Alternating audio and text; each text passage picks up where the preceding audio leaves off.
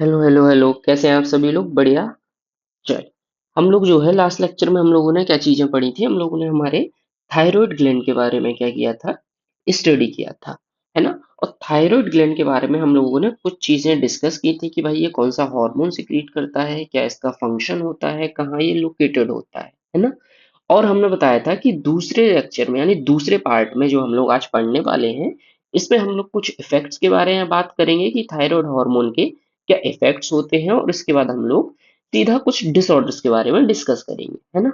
चल, तो बेसिकली हम लोग कुछ रिवाइज कर लेते हैं पहले थायराइड ग्लैंड के बारे में कि थायराइड ग्लैंड जो होता है हमारा, जैसे हम लोगों ने रिवीजन के टाइम अभी देखते हैं कि थायराइड ग्लैंड की लोकेशन क्या होती है। सबसे पहले तो लैरिंग्स और ट्रैकिया, लैरिंग्स और ट्रैकिया के जंक्शन पर होती है, सभी को पता है। बाइलोब्ड होता है, दोनों लोब्स इस्थमस से कनेक्टेड होते हैं। ये बीच वाला पोर्शन जो यहाँ ये इन दोनों को ज्वाइन कर रहा है, इसको क्या बोला है? इस्थमस बोला है, ठीक है। फिर हमने इसका ट्रांसवर्स सेक्शन देखा था, ट्रांसवर्स सेक्शन और एलएस लॉन्गिट्यूडनल सेक्शन, दोनों में हमने आप सभी को डिफरेंस समझाया था, है ना? जिसको क्लियर नहीं है वो जाके एक बार देखे वीडियो लास्ट वाली, है ना? इसके बाद हम लोगों ने ट्रांसफर सेक्शन लिया था और इसका हमने देखा था एक स्ट्रक्चर, और ये थायराइड फॉलिकल्स देखे थे हम लोगों ने। थायराइड फॉलिकल्स ही हमारे क्या सिक्रिएट कर रहे थे? T3 और T4 हॉर्मोन्स को क्या कर रहे थे? सिक्रिएट कर रहे थे, है ना? इसके बाद हम लोगों ने देखो ये देखा था कि ये कहाँ लोकेटेड होता है। ऊपर वाला पोर्शन लैरिंग्स है, ये ट्रैकिया है, दोनों के बीच में कौन सा ग्लैंड लोकेटेड होता है? हमारा थायराइड ग्लैंड लोकेटेड होता है। इसके बाद हम लोगों ने देखा था कि ये T3 T4 हॉर्मोन्स का फॉर्मेशन कैसे होता है, ये दोनों बनते कैसे हैं, और कहाँ कहाँ से क्या क्या चीजें इनको मिलती हैं। तो हम लोगों ने देखा था कि टायरोसिन जो है प्रेजेंट रहता है। आयोडीन हम लोग फूड से ब्लड से और लेते हैं, और फूड में जो प्रेजेंट रहता है ब्लड में जाता है, और ब्लड से हम लोग क्या कहते हैं? आयोडीन को एब्जॉर्ब करते हैं ना। इसके बाद हम लोग मोनोआइडोटायरोसिन का फॉर्मेशन करते हैं और डायआइडोटायरोसिन का। जब मोनोआइडोटायरोसिन और डायआइडोटायरोसिन कंबाइन होते हैं तो ट्राइआइडोटायरोसिन का फॉर्मेशन, थायोनीन का फॉर्मेशन होता है। और जब डायआइडोटायरोसिन और डायआइडोटायरोसिन कंबाइन होते हैं तो टेट्राआइडो थायोनीन का फॉर्मेशन होता है। भाई, भाई थायराइड ग्लैंड है ना? क्या पढ़ रहे हैं हम लोग? थायराइड ग्लैंड पढ़ रहे हैं। तो थायराइड ग्लैंड में कौन सा हार्मोन होता है? T3 T4 थायोनिन हार्मोन, T3 और T4 थायोनिन हार्मोन, और टायरोसिन से ये मिलके, टायरोसिन और आयोडीन से मिलके ये फॉर्म हो रहा था, ठीक है। इसके बाद हमने बताया था ये कुछ अमाउंट और इफेक्ट के बारे में, इन दोनों के बारे में हम लोगों ने क्या किया था? पढ़ा था। तो हम लोगों ने क्या किया था? कुछ इतनी ही चीजों के बारे में स्टडी किया था, है ना? तो अब देखते हैं हम लोग, जैसे हमने बताया था कि हम लोग अब देख लेते हैं कुछ इफेक्ट्स के बारे में, देख लेते हैं कि हमारे जो है इफेक्ट्स क्या होते हैं, है ना? इफेक्ट्स ऑफ, किसके इफेक्ट्स देखने वाले हैं? ऑब्वियस सी बात है, थायराइड हार्मोन के बारे में। किसके बारे में? थायराइड हार्मोन के बारे में हम लोग क्या करने वाले हैं? कुछ इफेक्ट्स के बारे में समझने वाले हैं, है ना? चल, देखते हैं क्या है। कुछ दो तीन इफेक्ट्स की बात करेंगे हम लोग, है ना? उसके बाद हम लोग सीधा डिसऑर्डर्स की ओर बढ़ जाएंगे। सबसे पहले जब हम इफेक्ट की बात करते हैं कि थायराइड हार्मोन का क्या इफेक्ट होता है हमारी बॉडी पर, भाई हम लोगों ने अभी क्या देखे कि भाई थायराइड ग्लैंड है, थायराइड ग्लैंड T3 और T4 हॉर्मोन्स को फॉर्म कर रहा है। जो हम इफेक्ट्स की बात करते हैं तो क्या इफेक्ट्स होते हैं इसके? तो सबसे पहले तो ये जो थायराइड हार्मोन होता है बेटा, बहुत इंपॉर्टेंट होता है T3 और T4 हमारी बॉडी में, क्योंकि ये क्या करता है? ये कंट्रोल करता है, ये हेल्प करता है, एक तरीके से बोले तो ये क्या करता है?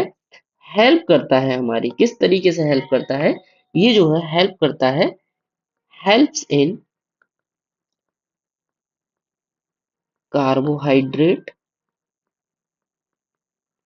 Helps in carbohydrate, lipid and protein metabolism. क्या मतलब है? क्या मतलब है?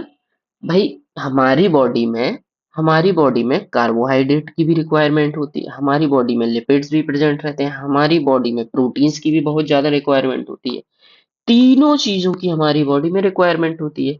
और मेटाबॉलिज्म क्या होता है? जो हमारी बॉडी में डिफरेंट डिफरेंट साइकिल्स या प्रोसेसेस चलती हैं, उन सभी में प्रोसेसेस जो चलती हैं, उन सभी के प्रोसेसेस की हम लोग जब बात करते हैं, है ना। तो हम लोग बात कर रहे हैं थायराइड हार्मोन के। थायराइड हार्मोन में हमने बोला है कि हेल्प करता है कार्बोहाइड्रेट, लिपिड्स एंड प्रोटीन के मेटाबॉलिज्म। सही है। अब देखो, जब हम लोग प्रोटीन मेटाबॉलिज्म की बात करते हैं बेटा, किसकी बात करते हैं? जब हम लोग बात करते हैं हमारे प्रोटीन मेटाबॉलिज्म की, किसकी बात कर रहे हैं हम लोग? हमारे प्रोटीन मेटाबॉलिज्म की बात कर रहे हैं। तो प्रोटीन मेटाबॉलिज्म से आप समझते क्या है? प्रोटीन मेटाबॉलिज्म अगर हम बोले यहाँ पर, प्रोटीन मेटाबॉलिज्म का मतलब होता है, हमने बोला मेटाबॉलिज्म का मतलब होता है डिफरेंट डिफरेंट रिएक्शन जो हमारी बॉडी में चलती हैं।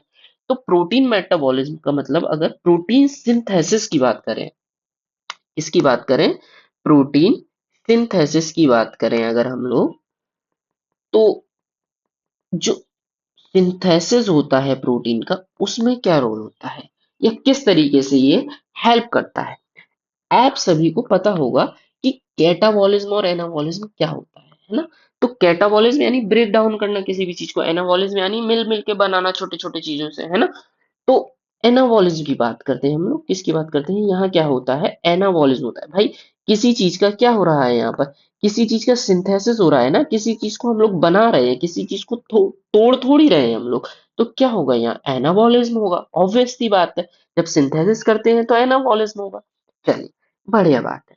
तो आगे हम लोग जब देखते हैं इसमें, तो दूसरी चीज ये है कि जब हम लोग प्रोटीन एनाबॉलिज्म की बात कर रहे हैं, प्रोटीन सिंथेसिस की बात कर रहे हैं, तो भाई प्रोटीन सिंथेसिस का क्या काम होता है? आप ही सभी लोग बताओ क्या काम होता है भाई? सभी को पता है, बॉडी ग्रोथ में हेल्प करती है हमारी प्रोटीन, बॉडी ग्रोथ में हेल्प होती है, एंड ओवरऑल डेवलपमेंट में भी हेल्प होती है ना। ये तो हम सभी को पता है कि बॉडी ग्रोथ और डेवलपमेंट में रोल होता है। दूसरी चीज क्या है, जब इसमें हम लोग बात करते हैं किस तरीके से बॉडी ग्रोथ एंड डेवलपमेंट की हम लोग यहाँ पर बात करना चाह रहे हैं, तो जब हम लोग बात करते हैं किस तरीके से डेवलपमेंट की, तो भाई फिजिकल ग्रोथ इसमें इंक्लूड कर सकते हैं हम लोग, है ना। वो भी तो ओवरऑल ग्रोथ एंड डेवलपमेंट में ही आएगा। फिजिकल ग्रोथ में भी किस तरीके से बात करें? बोन के डेवलपमेंट की हम लोग, है ना, बोन डेवलपमेंट की बात कर रहे हैं, है ना। दूसरी बात अगर हम लोग करें यहाँ, तो और क्या डेवलपमेंट? मेंटल ग्रोथ भाई, ये भी तो इम्पोर्टेंट है, ओवरऑल में ही तो आती है बॉडी ग्रोथ की। तो मेंटल डेवलपमेंट ही हो गया, मेंटल ग्रोथ भाई। ठीक है। नेक्स्ट क्या है बेटा? रिप्रोडक्टिव ग्रोथ में भी क्या करता है? ये अपना रोल प्ले करता है, रिप्रोडक्टिव ग्रोथ। ये कुछ बातें हैं। पहली बात तो ये हो गई। दूसरी चीज जो हम लोग इसमें बात करते हैं कि दूसरा ये क्या रोल प्ले करता है, तो दूसरा जो हमने बात की यहाँ पर बॉडी ग्रोथ एंड डेवलपमेंट में, तो दूसरा सही है। दूसरा पॉइंट ये है हमारा कि यहाँ पर जो है ये जो रोल प्ले करता है, ये मेंटेन करता है बेटा। क्या करता है ये? मेंटेन करता है। किस चीज को मेंटेन करता है? लिखो, मेंटेन, बीएमआर।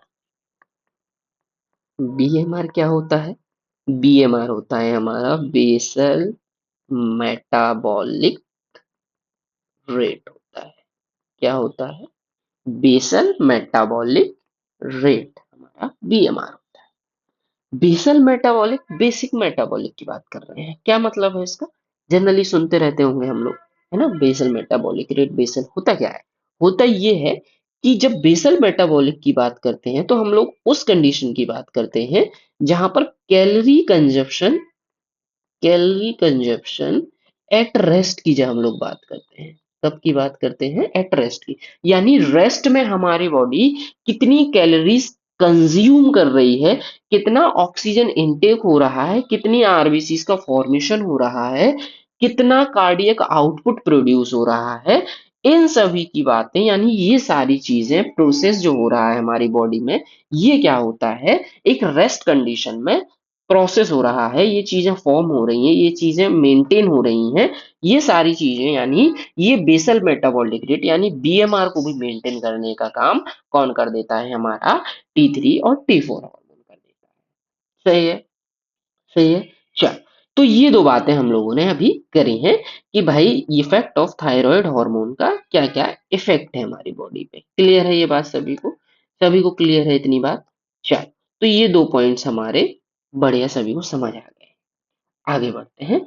अब देखो, अब हम लोग सीधा बढ़ते हैं अपने किसकी तरफ, सीधा हम लोग अब बात करेंगे हमारे डिसऑर्डर्स की। किसकी बात करेंगे? डिसऑर्डर्स की, कि थायराइड हार्मोन के जो है डिसऑर्डर्स क्या हो सकते हैं, है ना। तो अब हम लोग सीधा थायराइड हार्मोन के डिसऑर्डर्स की बात करते हैं। थायराइड हार्मोन डिसऑर्डर्स, ठीक है। चलिए आगे बढ़ते हैं। दो कंडीशन की बात करेंगे बेटा हम लोग इसमें। कितने कंडीशन की बात करेंगे? दो कंडीशन की बात करेंगे। सबसे पहले पहला टर्म हम लोग समझ लेते हैं जिस कंडीशन पे हम लोग बात करने वाले हैं। एक टर्म होता है बेटा हाइपोथायरॉयडिज्म।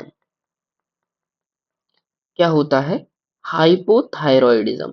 हाइपोथायरॉयडिज्म क्या होता है? हाइपोथायरॉयडिज्म का मतलब होता है जब कोई भी चीज, नॉट एज अ थायरॉयडिज्म की बात करें हम लोग, अगर हाइपो की बात करें या हाइपर की बात करें, तो सबसे पहले हम लोग हाइपो वाला केस लेते हैं। कि भाई हाइपो की जब हम लोग बात करते हैं, तो हाइपो में जब हम लोग बात करते हैं तो किसी भी चीज का कम सिंथेसिस होना या कम सिक्रीट होना अमाउंट में, उसी को हम लोग क्या कहते हैं? हाइपो कहते हैं। क्या कहते हैं? हाइपो कहते हैं। तो यहां पर हम लोग किसकी बात कर रहे हैं? यहां पर हम लोग थायराइड हार्मोन की बात कर रहे हैं। तो ऑब्वियस सी बात है, हाइपो का मतलब लेस अमाउंट में सिक्रीट होना, लेस अमाउंट में बनना, है ना।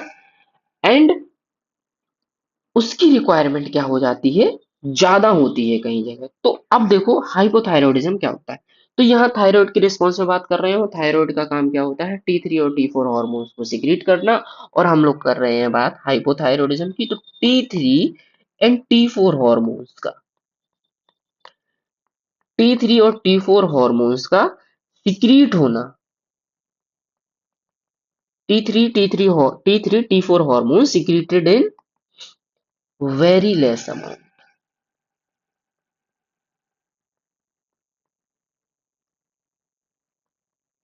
कम अमाउंट में सिक्रीट होना। कहाँ पे? बॉडी में।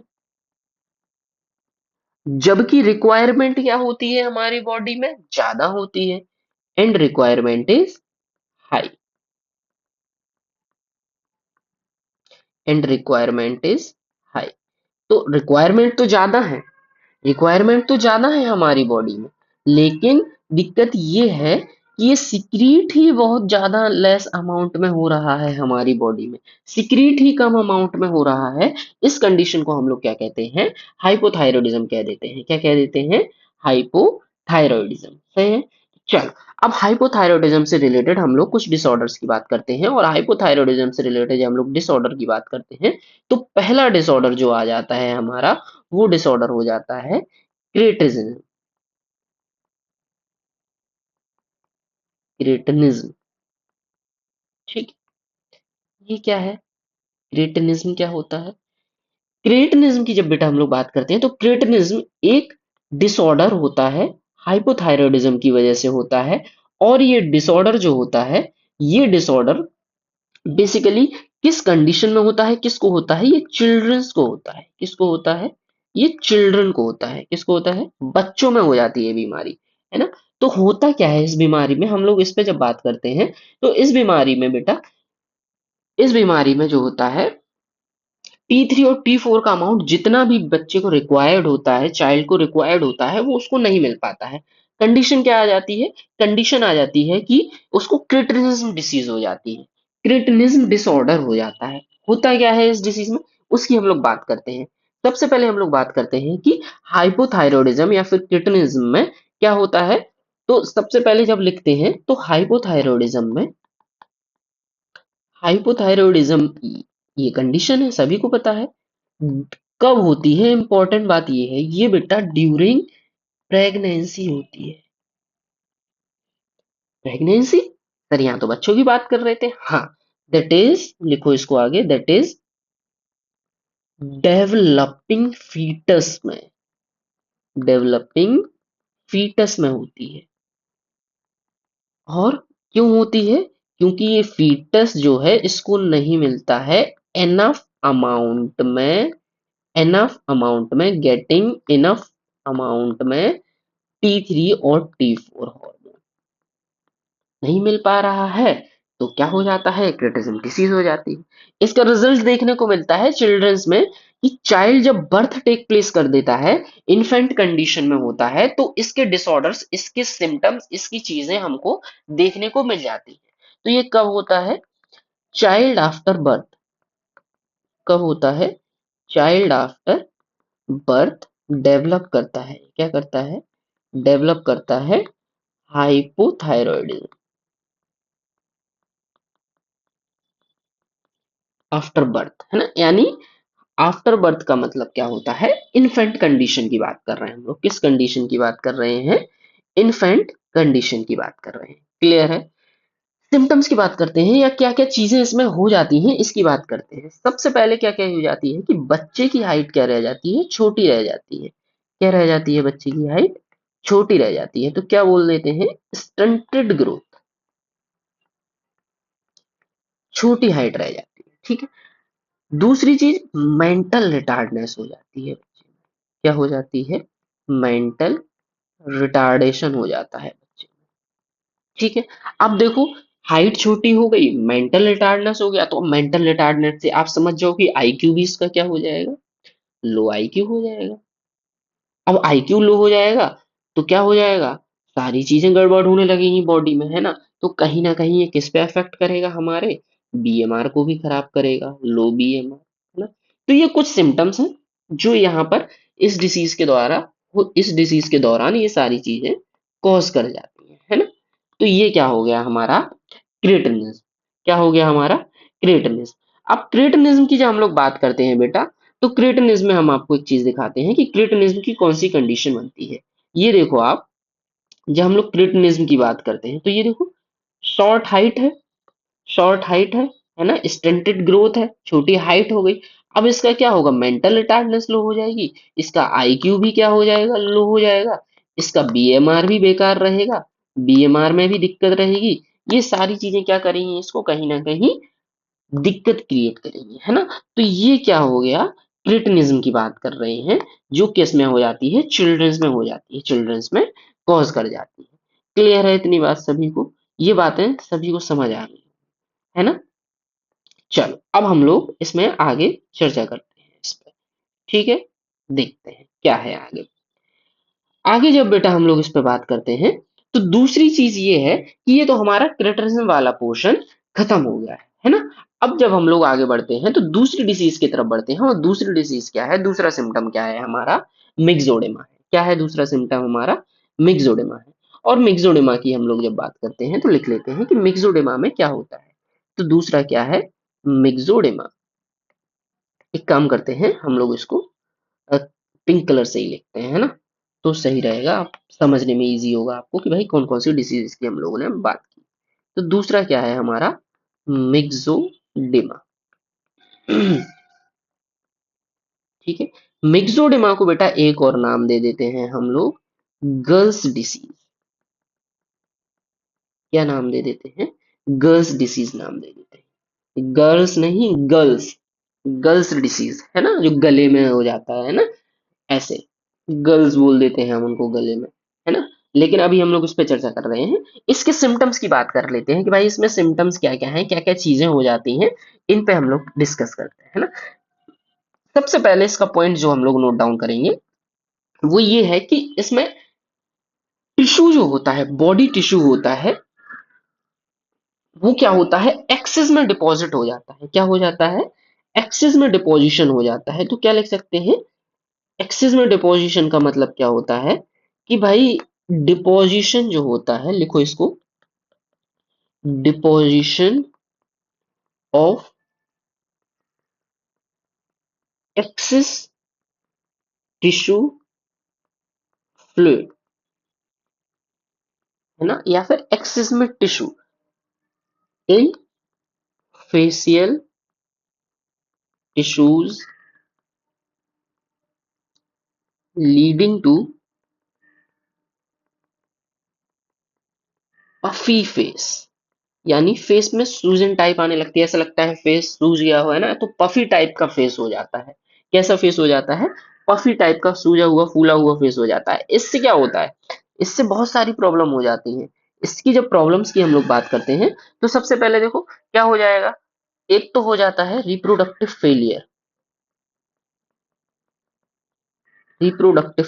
रिप्रोड्यूस करने में प्रॉब्लम क्रिएट होगी, है ना। दूसरी चीज इरेगुलर मेंस्ट्रुअल साइकिल हो जाती है। क्या हो जाता है? इरेगुलर मेंस्ट्रुअल साइकिल हो जाती है। ठीक है। अब भाई लो आईक्यू ये भी हो जाएगा, बिल्कुल सही बात है, सही सोच रहे हो आप। लो बीएमआर ये भी आप बिल्कुल सही सोच रहे हो, है ना। ये सारे पॉइंट्स इसमें हम लोग करें। ठीक है, ये सारी पॉइंट्स इसमें हम लोग काउंट करते हैं, तो ये बातें आप सभी को क्लियर होंगी। दो डिसीजेस के बारे में बात की है हम लोगों ने। तीसरा क्या होता है? तीसरी डिसीज के बारे में जब हम लोग बात करते हैं तो तीसरा होता है हमारा गोइटर।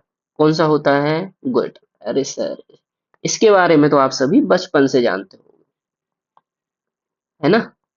ये तो हमको पता है भैया, ये सारी चीजें हमको पता है गोइटर के बारे में, क्योंकि हम लोग जनरली लो लेवल क्लास में भी यानी 8th 9th 10th में भी इन सभी चीजों के बारे में पढ़ लेते हैं। बस थोड़ा हार्मोन्स के बारे में थोड़ा इशू क्रिएट होता है, तो उसके बारे में हम लोग अभी देख लेते हैं, है ना।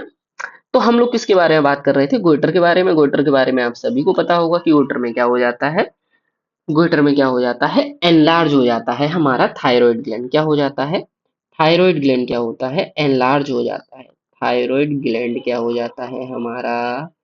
एनलार्ज हो जाता है। क्या हो जाता है? एनलार्ज्ड हो जाता है। थायराइड ग्लैंड एनलार्ज्ड हो जाता है। इस कब होता है?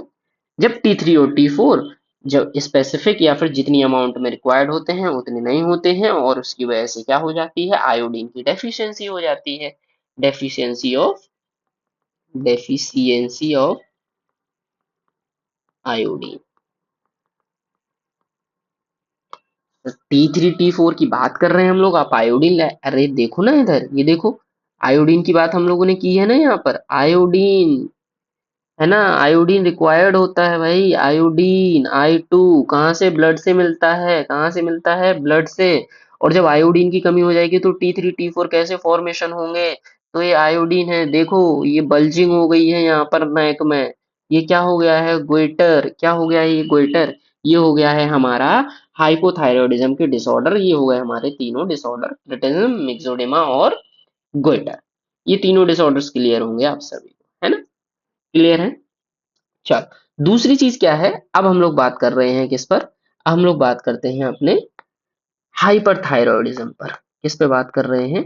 हाइपरथायरॉयडिज्म पर बात कर रहे हैं।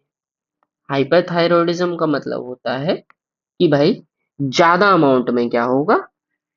रिलीज होगा। T3 एंड T4 दोनों ही क्या होंगे? प्रोड्यूस जो ज्यादा होंगे थायराइड ग्लैंड में, रिक्वायरमेंट कम होगी, और प्रोड्यूस क्या होंगे? ये ज्यादा होंगे। जबकि रिक्वायरमेंट क्या है? रिक्वायरमेंट है हमारी बॉडी में, रिक्वायरमेंट इन बॉडी क्या है? लो। रिक्वायरमेंट क्या है बॉडी में? लो। तो इससे जो डिसीजेज होती हैं, सबसे पहले हम लोग बात करते हैं, पहली डिसीज जो होती है उसको हम लोग बोलते हैं ग्रेव्स डिसीज। ग्रेव्स डिसीज बोलते हैं। क्या बोलते हैं? Graves disease. क्या होता है इसमें? ग्रेव्स डिसीज की जब हम लोग बात करते हैं तो भाई सिंपल सी बात है, ये इस डिसीज को हम लोग एक और नाम दे देते हैं कि भाई ये ऑटो इम्यून डिसीज भी होती है। क्या होती है? ऑटो इम्यून डिसीज होती है। क्या हो गई? ये हमारी ऑटो इम्यून डिसीज, यानी ऑटो एंटीबॉडीज। यानी ऑटो इम्यून डिसीज का मतलब क्या होता है? हमारी बॉडी के ही खिलाफ चीजें होने लगती हैं। ऑटो एंटीबॉडीज यानी हमारी ही बॉडी के लिए एंटीबॉडीज ये फॉर्म करने लगता है, और ऐसे दिखाता है कि भाई ये थायराइड स्टिमुलेटिंग, यानी ये TSH है। क्या है ये? TSH है। नहीं समझोगे, हम बताते हैं कि ऑटो एंटीबॉडीज, एक बार इसको नोट करो, auto antibodies, auto antibodies are formed that mimic TSH। TSH आप सभी को पता है, थायराइड स्टिमुलेटिंग हार्मोन, सभी को पता है ना। तो क्या होता है? देखो दो चीजें हैं जो हमने बोला यहाँ पर ऑटो एंटीबॉडीज फॉर्म होती हैं, ऑटो एंटीबॉडीज फॉर्म होती हैं जो मिमिक करती हैं कि भाई टीएसएच है, टीएसएच है। देखो होता क्या है, बेसिकली आप सभी ने पढ़ा होगा कि हमारी बॉडी में जो main master of master gland जिसको हम लोग बोल देते हैं, सबसे पहले उसकी बात करते हैं। जैसे हाइपोथैलेमस होता है भाई, यही सारे ऑर्डर देता है। हाइपोथैलेमस ही क्या करता है, ऑर्डर देता है। ऑर्डर दिया इसने भाई टीआरएच को, थायराइड रिलीजिंग हार्मोन को टीआरएच दिया। टीआरएच हार्मोन हाइपोथैलेमस ने रिलीज किया है ना। अब ये कहाँ पहुंच गया, थायराइड रिलीजिंग हार्मोन ने भाई सिग्नल दिया एंटीरियर पिट्यूटरी को। एंटीरियर पिट्यूटरी, ठीक है, पिट्यूटरी ग्लैंड मास्टर ग्लैंड है ना, एंटीरियर पिट्यूटरी को वो सिग्नल आया। एंटीरियर पिट्यूटरी ने दिया भैया, रिलीज किया अपना टीएसएस, थायराइड स्टिमुलेटिंग हार्मोन। इसने बोला भाई थायराइड स्टिमुलेटिंग हार्मोन रिलीज किया, और इसने सिग्नल किया, किसको सिग्नल किया, थायराइड ग्लैंड को सिग्नल दिया। किसको दिया, थायराइड ग्लैंड को सिग्नल दिया। और थायराइड ग्लैंड से बोला कि भैया ऐसा है, अब हमारी बॉडी में किस चीज की रिक्वायरमेंट है, हमारी बॉडी में रिक्वायरमेंट है T3 और T4 की। T3 और T4 की रिक्वायरमेंट है, तो ये क्या हो जाता है, सिक्रीट होना स्टार्ट हो जाता है। क्या हो जाता है, सिक्रीट होना स्टार्ट हो जाता है।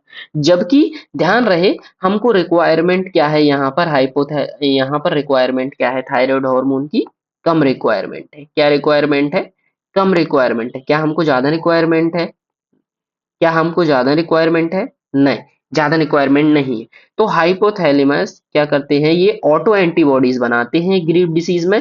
और ये ऑटो एंटीबॉडीज बनाने के बाद ये मिमिक करते हैं टीएसएच की तरह, मिमिक करते हैं किसकी तरह, टीएसएच की तरह। और जब ये टीएसएच की तरह मिमिक करते हैं, तो टीएसएच क्या करता है, इनको सिग्नल देता है, थायराइड ग्लैंड को सिग्नल देता है कि भाई और हार्मोन सिक्रीट करो, और हार्मोन सिक्रीट करो।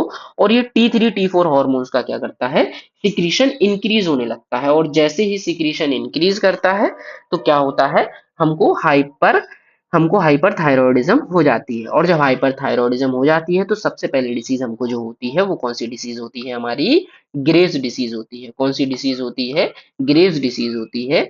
और यही जो होता है हमारा क्या मिमिक करता है, ऑटो एंटीबॉडी की तरह क्या करता है, मिमिक करता है टीएसएच। चलो ये हो, सिम्टम्स क्या है भाई, बीएमआर गड़बड़ हो जाएगा अपना। सिम्टम्स लिख लो भाई, दो चार सिम्टम्स लिख लो, जरूरी है, दो चार सिम्टम्स भी जरूरी है ना। तो क्या सिम्टम्स हैं, नोट कर लो कि भाई बीएमआर इंक्रीज हो जाएगा, हार्ट रेट इंक्रीज हो जाती है ना, नर्वस टिश्यूज में दिक्कत आने लगती है ना, न्यूरॉन्स में, है ना, न्यूरॉन्स नॉट नर्वस सिस्टम, इस तरीके से कुछ। इसके बाद इसके बाद ये तो हमारी सारी चीजें हो गई। एक्सोथैलेमस के बारे में बता दें क्या थोड़ा सा, ठीक है। ये सिम्टम्स होते हैं, यानी bulging out of I balls हो जाती है, एक सिम्टम इसका ये होता है कि भाई ग्रेव्स डिसीज में एक्सोथैलेमिक या फिर एक्सोथैल्मिक गोइटर भी बोलते हैं इसको, हमने यहाँ पर बताया होगा, नहीं लिखा है, इसको नोट करो। ऑटो इम्यून डिसऑर्डर तो हमने इसको बताया है आपको, एक बार इसको नोट करो ग्रेव्स डिसीज को, कि ये क्या होता है। एक्सोथैल्मिक गोइटर भी बोलते हैं इसको, क्या बोलते हैं, एक्सोथैल्मिक गोइटर। इसको नोट कर लो यहाँ पर, यही ऑटो इम्यून के बगल में ही नोट कर लो आप लोग, एक्सोथैल्मिक गोइटर,